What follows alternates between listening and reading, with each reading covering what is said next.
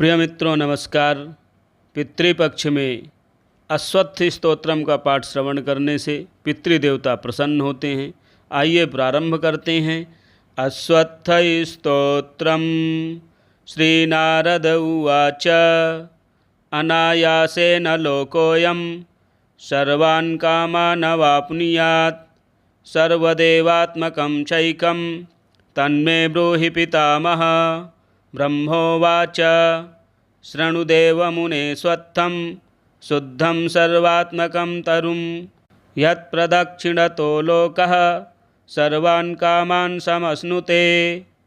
अश्वत्थाद्दक्षिणे रुद्रः पश्चिमे विष्णुरास्थितः ब्रह्मा चोत्तरदेशस्थः पूर्वे त्विन्द्रादिदेवताः स्कन्धोपस्कन्धपत्रेषु गोविप्रमुनयस्तथा मूलं वेदाः पयो यज्ञाः संस्थिता मुनिपुङ्गव पूर्वादिदिक्षु संयाता नदी नदसरोऽब्धयः तस्मात् सर्वप्रयत्नेन ह्यश्वत्थं संश्रयेद्बुधः।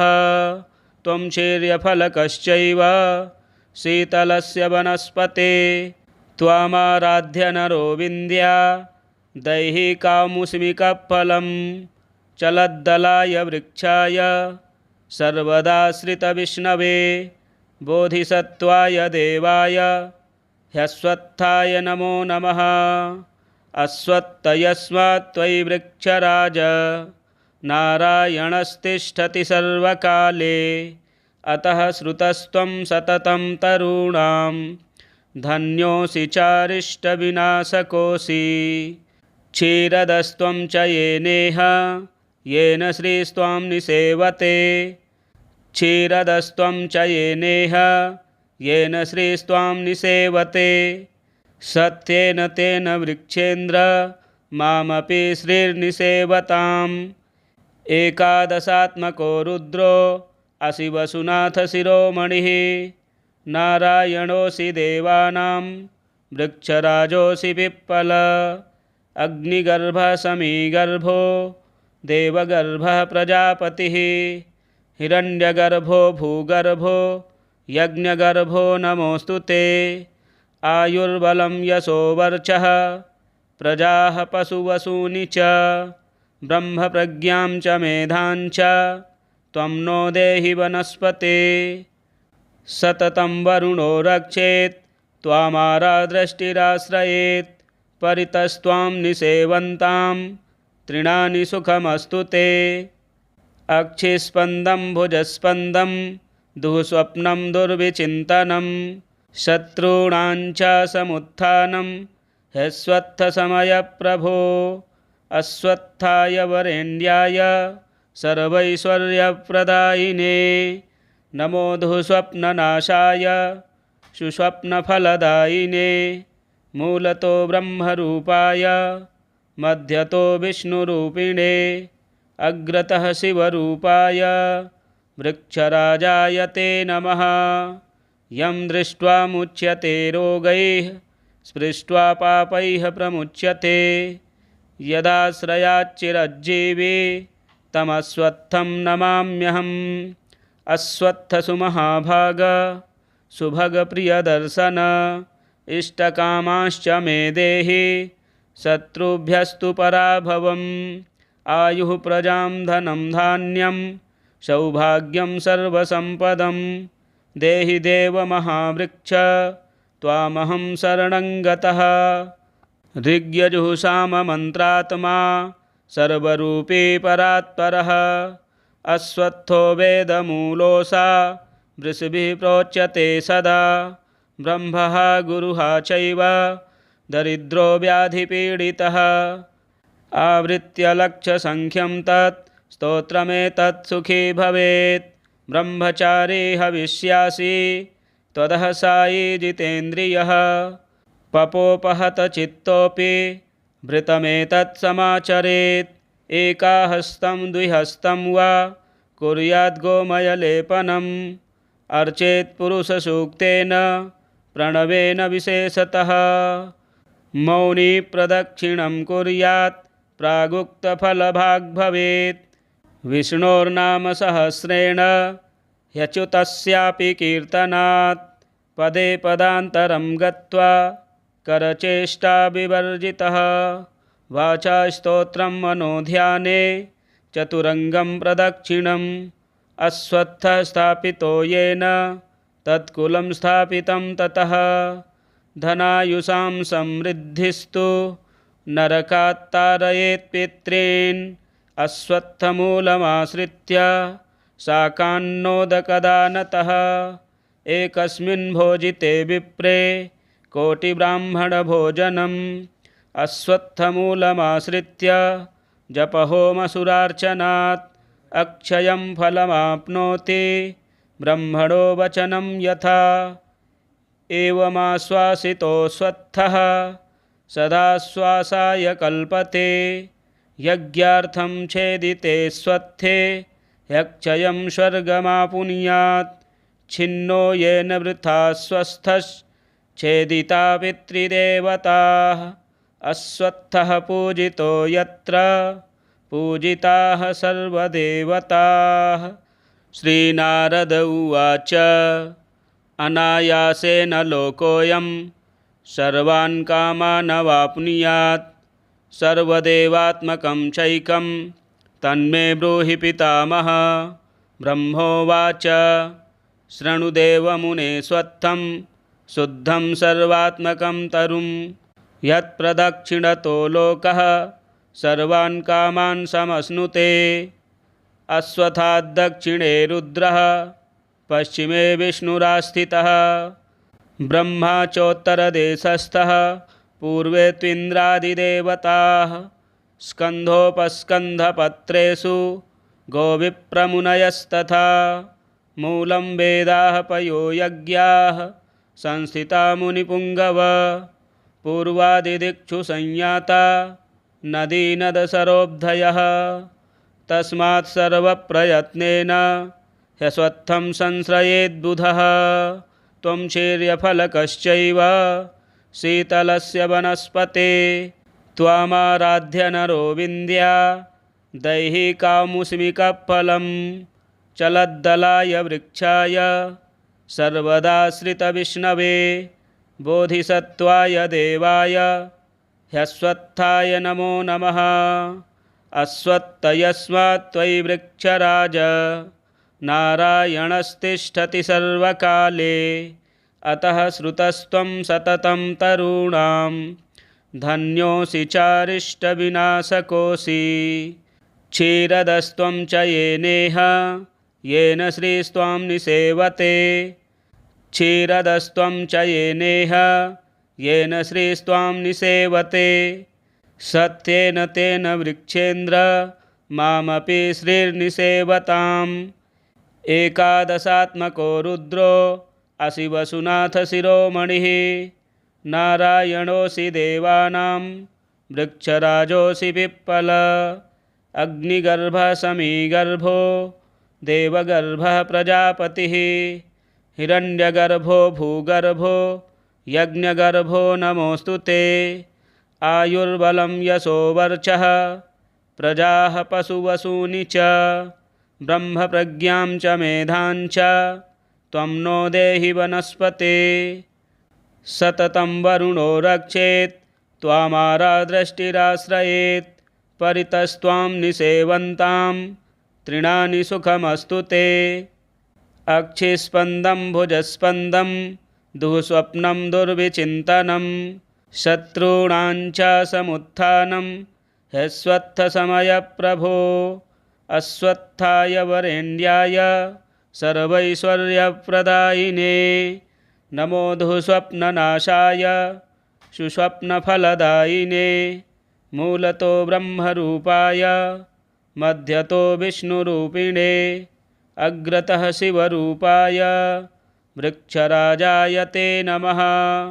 यं दृष्ट्वा मुच्यते रोगैः स्पृष्ट्वा पापैः प्रमुच्यते यदाश्रयाच्चिरज्जीवी तमश्वत्थं नमाम्यहम्।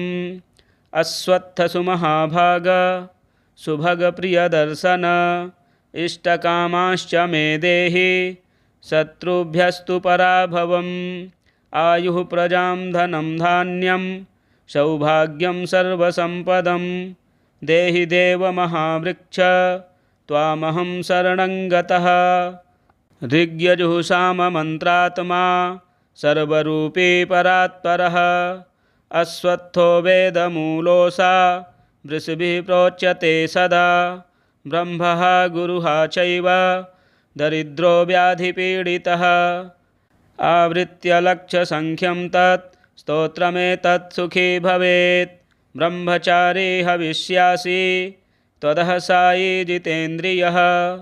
पपोपहत चित्तोऽपि भृतमेतत् समाचरेत्। एकाहस्तं द्विहस्तं वा कुर्याद् गोमयलेपनम्। अर्चेत् पुरुषसूक्तेन प्रणवेन विशेषतः। मौनी प्रदक्षिणं कुर्यात् प्रागुक्तफलभाग् भवेत्। विष्णोर्नाम सहस्रेण ह्यच्युतस्यापि कीर्तनात्। पदे पदान्तरं गत्वा करचेष्टा विवर्जितः। वाचा स्तोत्रं मनोध्याने चतुरङ्गं प्रदक्षिणम्। अश्वत्थः स्थापितो येन तत्कुलं स्थापितं ततः। धनायुषां समृद्धिस्तु नरकात्तारयेत् पितॄन्। अश्वत्थमूलमाश्रित्य शाकान्नोदकदानतः। एकस्मिन् भोजिते विप्रे कोटिब्राह्मणभोजनम्। अश्वत्थमूलमाश्रित्य जपहोमसुरार्चनात् अक्षयं फलमाप्नोति ब्रह्मणो वचनं यथा। एवमाश्वासितोऽश्वत्थः सदाश्वासाय कल्पते। यज्ञार्थं छेदिते स्वत्थे यक्षयं स्वर्गमापुनुयात्। छिन्नो येन वृथा स्वस्थश्छेदिता पितृदेवताः। अश्वत्थः पूजितो यत्र पूजिताः सर्वदेवताः। श्रीनारद उवाच अनायासेन लोकोऽयं सर्वान् कामानवाप्नुयात्। सर्वदेवात्मकं चैकं तन्मे ब्रूहि पितामह। ब्रह्मोवाच शृणुदेवमुने स्वत्थं शुद्धं सर्वात्मकं तरुं। यत्प्रदक्षिणतो लोकः सर्वान् कामान् समश्नुते।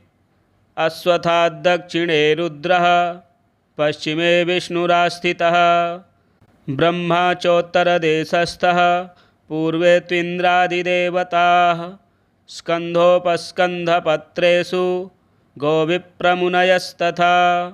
मूलं वेदाः पयो यज्ञाः संस्थिता मुनिपुङ्गव। पूर्वादिदिक्षु संयाता नदी नदसरोऽब्धयः। तस्मात् सर्वप्रयत्नेन ह्यश्वत्थं संश्रयेद्बुधः। त्वं शीर्यफलकश्चैव शीतलस्य वनस्पते। त्वामाराध्य नरो विन्द्या दैहिकामुष्मिकफलं। चलद्दलाय वृक्षाय सर्वदाश्रितविष्णवे। बोधिसत्त्वाय देवाय ह्यश्वत्थाय नमो नमः। अश्वत्थयस्मात् त्वयि वृक्षराज नारायणस्तिष्ठति सर्वकाले। अतः श्रुतस्त्वं सततं तरूणां धन्योऽसि चारिष्टविनाशकोऽसि। क्षीरदस्त्वं च येनेह येन श्रीस्त्वां निसेवते। क्षीरदस्त्वं च येनेह येन श्रीस्त्वां निसेवते। सत्येन तेन वृक्षेन्द्र मामपि श्रीर्निसेवताम्। एकादशात्मको रुद्रो असि वसुनाथशिरोमणिः। नारायणोऽसि देवानां वृक्षराजोऽसि पिप्पल। अग्निगर्भः समीगर्भो देवगर्भः प्रजापतिः। हिरण्यगर्भो भूगर्भो यज्ञगर्भो नमोऽस्तु ते। आयुर्बलं यशो वर्चः प्रजाः पशुवसूनि च। ब्रह्मप्रज्ञां च मेधां च त्वं नो देहि वनस्पते। सततं वरुणो रक्षेत् त्वामारादृष्टिराश्रयेत् परितस्त्वां निसेवन्तां तृणानि सुखमस्तु ते। अक्षिस्पन्दं भुजस्पन्दं दुःस्वप्नं दुर्विचिन्तनं शत्रूणां च समुत्थानं ह्यस्वत्थसमयप्रभो।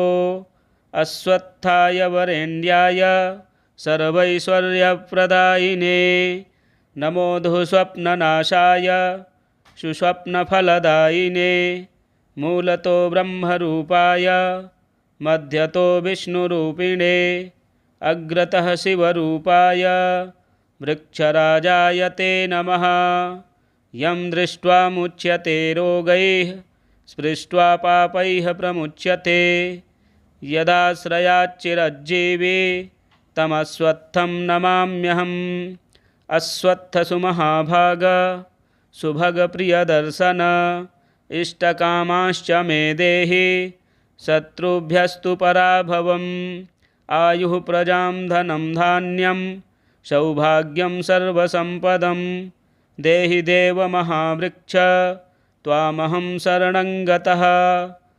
ऋग्यजुःसाममन्त्रात्मा सर्वरूपी परात्परः अश्वत्थो वेदमूलोऽसा वृषभिः प्रोच्यते सदा। ब्रह्मः गुरुः चैव दरिद्रो व्याधिपीडितः आवृत्य लक्षसङ्ख्यं तत् स्तोत्रमेतत् सुखी भवेत्। ब्रह्मचारी हविष्यासि त्वदः सायी जितेन्द्रियः पपोपहत चित्तोऽपि भृतमेतत् समाचरेत्। एकाहस्तं द्विहस्तं वा कुर्याद् गोमयलेपनम् अर्चेत् पुरुषसूक्तेन प्रणवेन विशेषतः।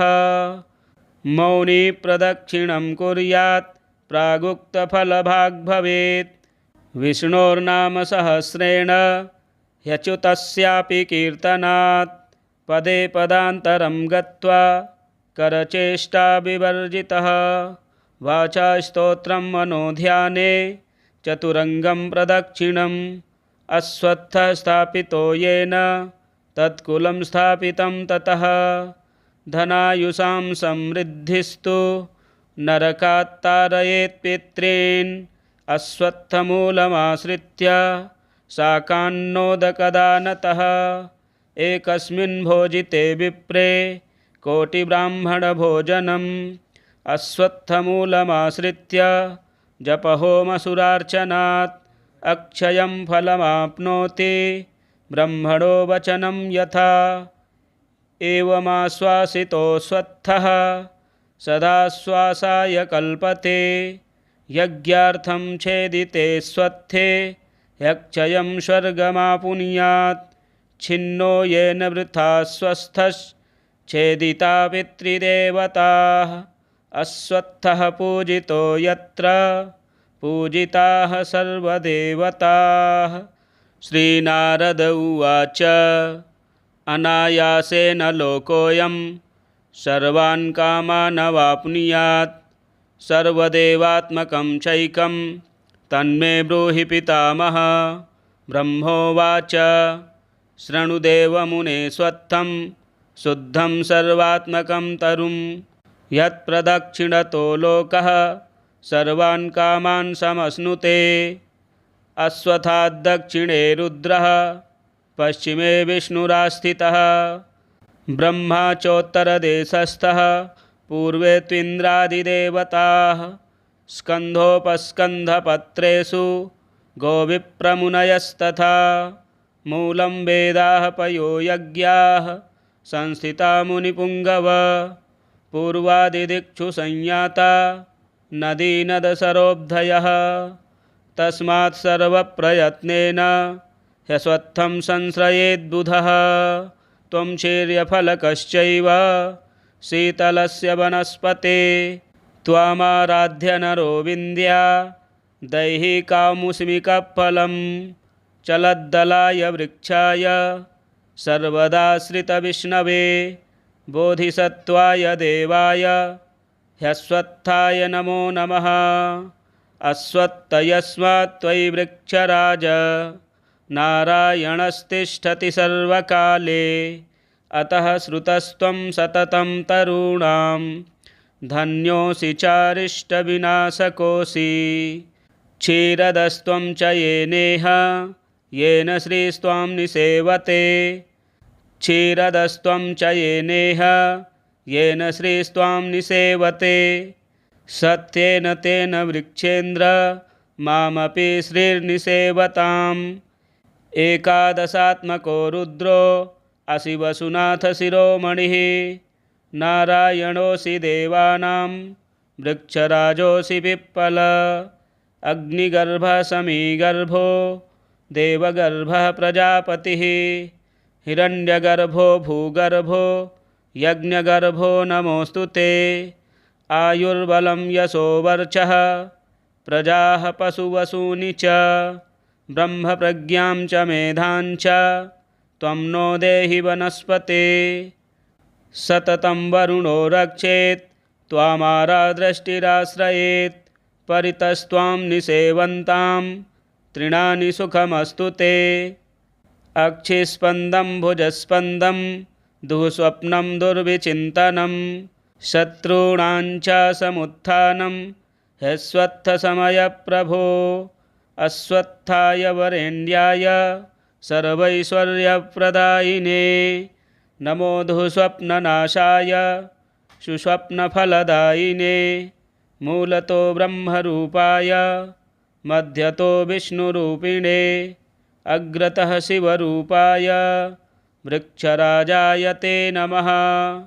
यं दृष्ट्वा मुच्यते रोगैः स्पृष्ट्वा पापैः प्रमुच्यते। यदाश्रयाच्चिरज्जीवी तमश्वत्थं नमाम्यहम्। अश्वत्थसुमहाभाग सुभगप्रियदर्शन। इष्टकामाश्च मे देहि शत्रुभ्यस्तु पराभवम्।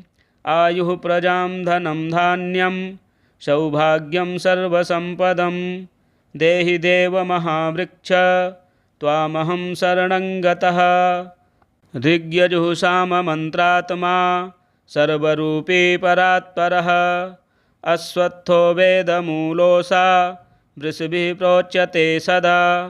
ब्रह्मः गुरुः चैव दरिद्रो व्याधिपीडितः।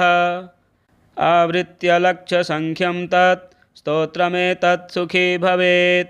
ब्रह्मचारी हविष्यासि त्वदः सायी जितेन्द्रियः। पपोपहत चित्तोऽपि भृतमेतत् समाचरेत्। एकाहस्तं द्विहस्तं वा कुर्याद् गोमयलेपनम्। अर्चेत् पुरुषसूक्तेन प्रणवेन विशेषतः। मौनी प्रदक्षिणं कुर्यात् प्रागुक्तफलभाग् भवेत्। विष्णोर्नाम सहस्रेण ह्यच्युतस्यापि कीर्तनात्। पदे पदान्तरं गत्वा करचेष्टा विवर्जितः। वाचा स्तोत्रं मनोध्याने चतुरङ्गं प्रदक्षिणम्। अश्वत्थः स्थापितो येन तत्कुलं स्थापितं ततः। धनायुषां समृद्धिस्तु नरकात् तारयेत् पितॄन्।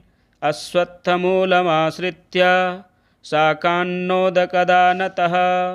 एकस्मिन् भोजिते विप्रे कोटिब्राह्मणभोजनम्। अश्वत्थमूलमाश्रित्य जपहोमसुरार्चनात् अक्षयं फलमाप्नोति ब्रह्मणो वचनं यथा। एवमाश्वासितोऽश्वत्थः सदाश्वासाय कल्पते। यज्ञार्थं छेदिते स्वत्थे ह्यक्षयं स्वर्गमापुनुयात्। छिन्नो येन वृथा स्वस्थश्छेदिता पितृदेवताः।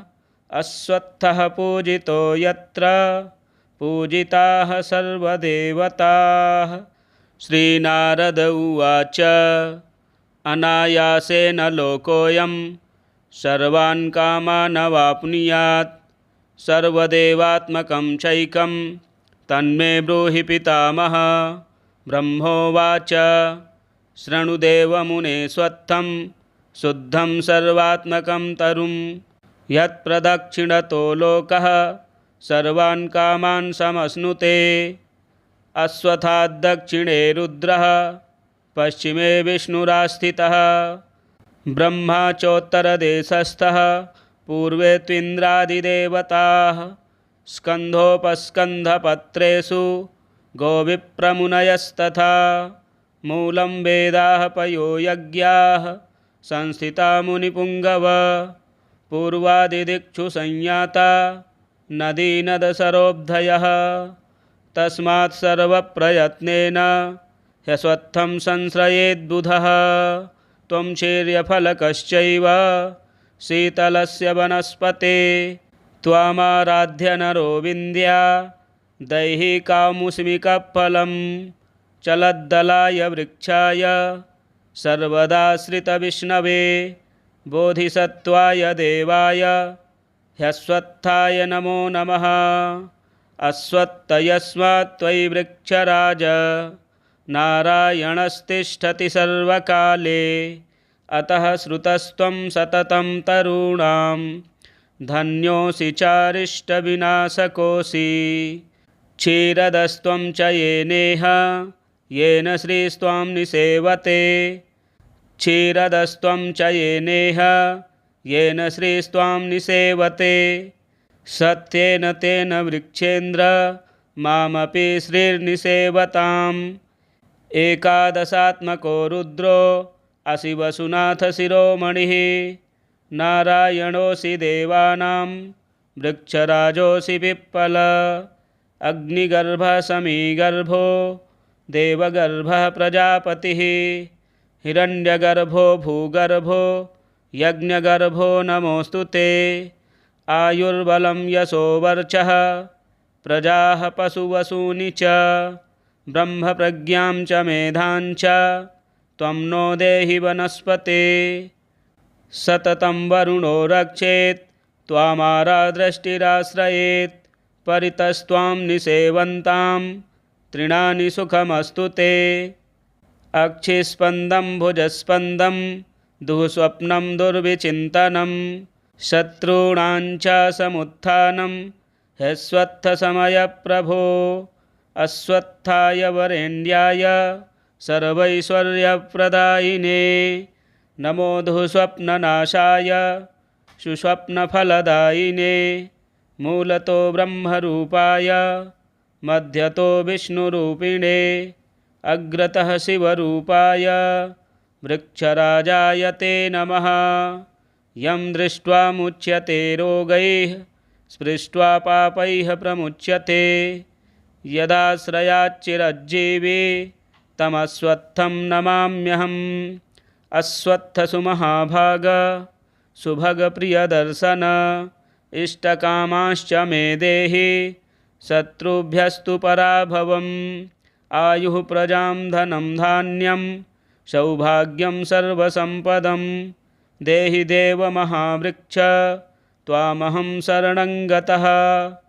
ऋग्यजुःसाममन्त्रात्मा सर्वरूपी परात्परः अश्वत्थो वेदमूलोऽसा वृषभिः प्रोच्यते सदा।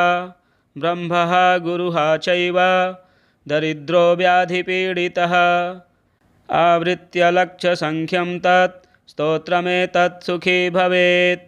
ब्रह्मचारी हविष्यासि त्वदः सायी जितेन्द्रियः पपोपहत चित्तोऽपि भृतमेतत् समाचरेत्। एकाहस्तं द्विहस्तं वा कुर्याद् गोमयलेपनम् अर्चेत् पुरुषसूक्तेन प्रणवेन विशेषतः। मौनी प्रदक्षिणं कुर्यात् प्रागुक्तफलभाग् भवेत्।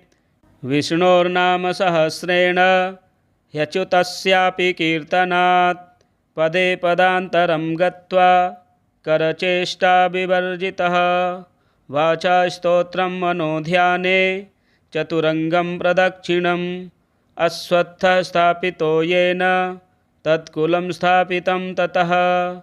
धनायुषां समृद्धिस्तु नरकात्तारयेत् पितॄन् अश्वत्थमूलमाश्रित्य शाकान्नोदकदानतः।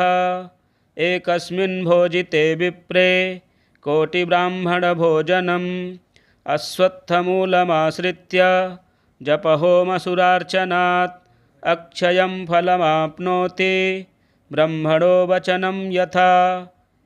एवमाश्वासितो स्वत्थः सदाश्वासाय कल्पते यज्ञार्थं छेदिते स्वत्थे यक्षयं स्वर्गमापुनुयात्। छिन्नो येन वृथा स्वस्थश्छेदिता पितृदेवताः अश्वत्थः पूजितो यत्र पूजिताः सर्वदेवताः। श्रीनारद उवाच अनायासेन लोकोऽयं सर्वान् कामानवाप्नुयात् सर्वदेवात्मकं चैकं तन्मे ब्रूहि पितामह। ब्रह्मोवाच शृणुदेवमुने स्वत्थं शुद्धं सर्वात्मकं तरुं यत्प्रदक्षिणतो लोकः सर्वान् कामान् समश्नुते। अश्वत्थाद्दक्षिणे रुद्रः पश्चिमे विष्णुरास्थितः ब्रह्मा चोत्तरदेशस्थः पूर्वे त्विन्द्रादिदेवताः।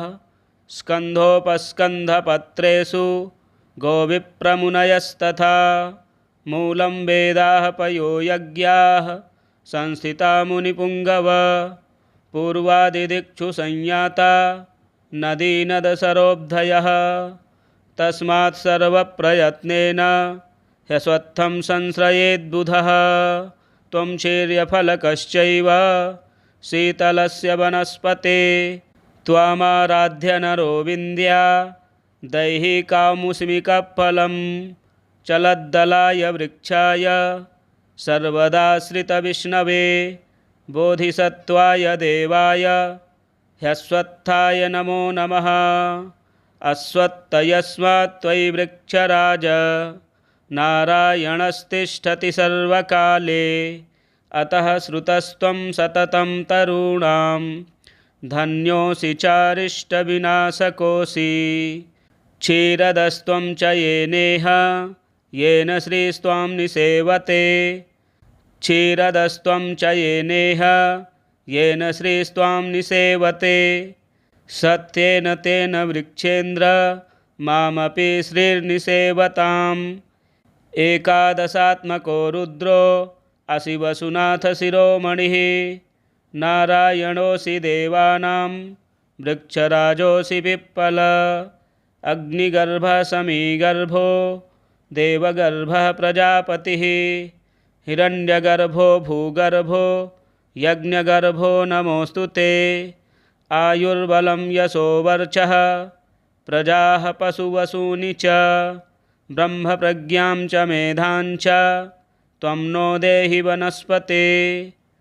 सततं वरुणो रक्षेत् त्वामारादृष्टिराश्रयेत् परितस्त्वां निसेवन्तां तृणानि सुखमस्तु ते। अक्षिस्पन्दं भुजस्पन्दं दुःस्वप्नं दुर्विचिन्तनं शत्रूणां च समुत्थानं ह्यश्वत्थसमयप्रभो। अश्वत्थाय वरेण्याय सर्वैश्वर्यप्रदायिने नमो दुःस्वप्ननाशाय सुस्वप्नफलदायिने। मूलतो ब्रह्मरूपाय मध्यतो विष्णुरूपिणे अग्रतः शिवरूपाय वृक्षराजाय ते नमः। यं दृष्ट्वा मुच्यते रोगैः स्पृष्ट्वा पापैः प्रमुच्यते यदाश्रयाच्चिरज्जीवी तमश्वत्थं नमाम्यहम्। अश्वत्थसुमहाभाग सुभगप्रियदर्शन इष्टकामाश्च मे देहि शत्रुभ्यस्तु पराभवम्। आयुः प्रजां धनं धान्यं सौभाग्यं सर्वसम्पदं देहि देव महावृक्ष त्वामहं शरणं गतः। ऋग्यजुःसाममन्त्रात्मा सर्वरूपी परात्परः अश्वत्थो वेदमूलोऽसा वृषभिः प्रोच्यते सदा। ब्रह्मः गुरुः चैव दरिद्रो व्याधिपीडितः आवृत्य लक्षसङ्ख्यं तत् स्तोत्रमेतत् सुखी भवेत्। ब्रह्मचारी हविष्यासि त्वदः सायी जितेन्द्रियः पपोपहत चित्तोऽपि भृतमेतत् समाचरेत्।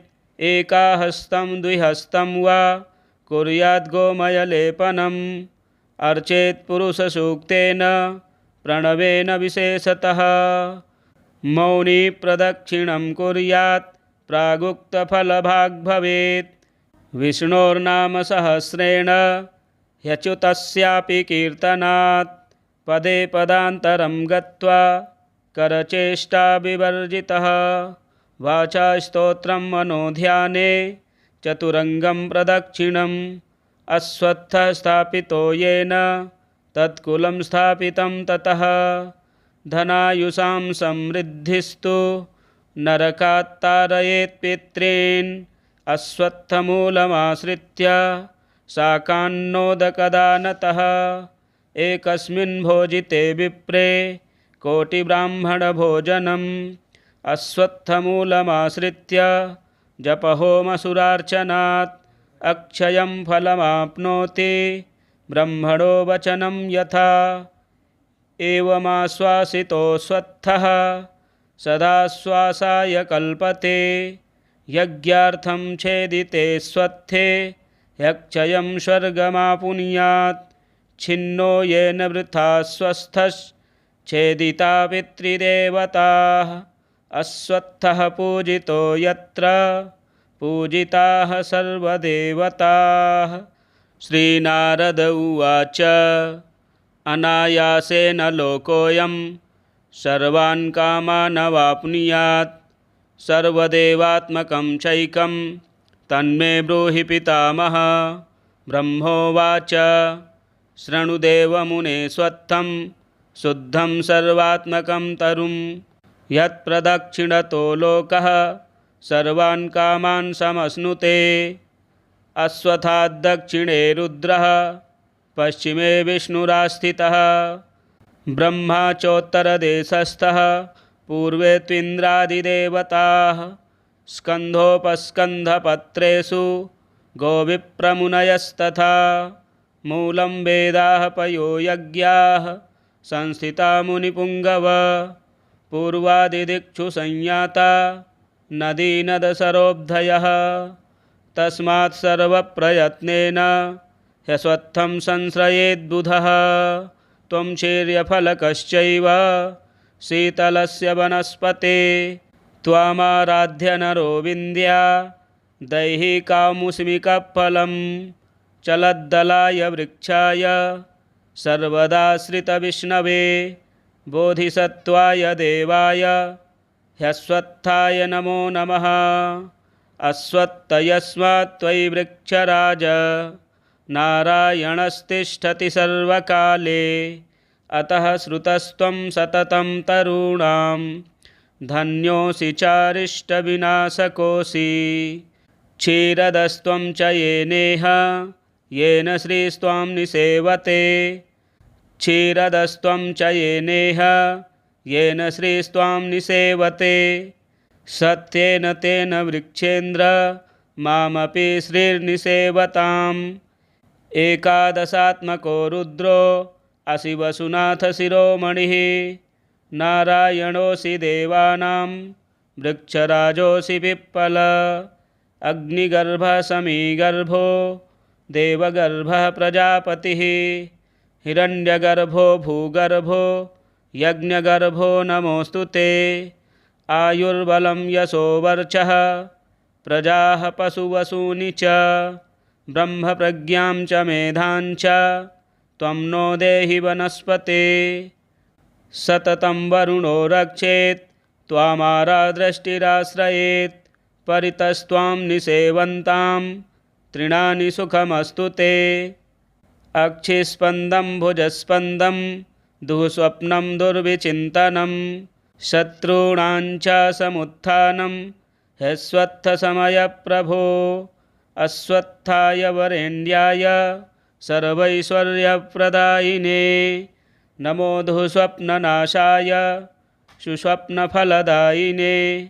मूलतो ब्रह्मरूपाय मध्यतो विष्णुरूपिणे अग्रतः शिवरूपाय वृक्षराजाय ते नमः। यं दृष्ट्वा मुच्यते रोगैः स्पृष्ट्वा पापैः प्रमुच्यते। यदाश्रयाच्चिरज्जीवी तमश्वत्थं नमाम्यहम्। अश्वत्थसुमहाभाग सुभगप्रियदर्शन। इष्टकामाश्च मे देहि शत्रुभ्यस्तु पराभवम्। आयुः प्रजां धनं धान्यं सौभाग्यं सर्वसम्पदं। देहि देव महावृक्ष त्वामहं शरणं गतः। ऋग्यजुःसाममन्त्रात्मा सर्वरूपी परात्परः। अश्वत्थो वेदमूलोऽसा वृषभिः प्रोच्यते सदा। ब्रह्मः गुरुः चैव दरिद्रो व्याधिपीडितः। आवृत्य लक्षसङ्ख्यं तत् स्तोत्रमेतत् सुखी भवेत्। ब्रह्मचारी हविष्यासि त्वदः सायी जितेन्द्रियः। पपोपहत चित्तोऽपि भृतमेतत् समाचरेत्। एकाहस्तं द्विहस्तं वा कुर्याद् गोमयलेपनम्। अर्चेत् पुरुषसूक्तेन प्रणवेन विशेषतः। मौनी प्रदक्षिणं कुर्यात् प्रागुक्तफलभाग् भवेत्। विष्णोर्नाम सहस्रेण ह्यच्युतस्यापि कीर्तनात्। पदे पदान्तरं गत्वा करचेष्टा विवर्जितः। वाचा स्तोत्रं मनोध्याने चतुरङ्गं प्रदक्षिणम्। अश्वत्थः स्थापितो येन तत्कुलं स्थापितं ततः। धनायुषां समृद्धिस्तु नरकात् तारयेत् पितॄन्। अश्वत्थमूलमाश्रित्य शाकान्नोदकदानतः। एकस्मिन् भोजिते विप्रे कोटिब्राह्मणभोजनम्। अश्वत्थमूलमाश्रित्य जपहोमसुरार्चनात् अक्षयं फलमाप्नोति ब्रह्मणो वचनं यथा। एवमाश्वासितोऽश्वत्थः सदाश्वासाय कल्पते। यज्ञार्थं छेदिते स्वत्थे ह्यक्षयं स्वर्गमापुनुयात्। छिन्नो येन वृथा स्वस्थश्छेदिता पितृदेवताः। अश्वत्थः पूजितो यत्र पूजिताः सर्वदेवताः। अश्वत्थस्तोत्रं संपूर्णम्। पितृपक्ष के इन दिनों में जो भी अश्वत्थ स्तोत्र का पाठ श्रवण करता है, पितृदेवता प्रसन्न होकर उसके घर में सुख शांति सौभाग्य का वरदान देते हैं। आप इन दिनों में पाठ अवश्य श्रवण करें। यदि हमारे चैनल में नए हैं तो चैनल को सब्सक्राइब करें, वीडियो शेयर करें, लाइक करें। हर हर महादेव।